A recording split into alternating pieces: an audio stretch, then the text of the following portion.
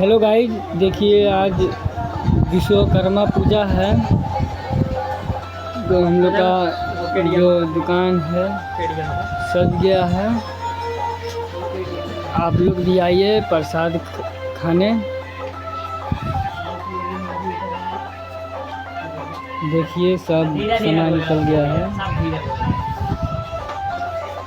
Address पे आइए और प्रसाद खाइए।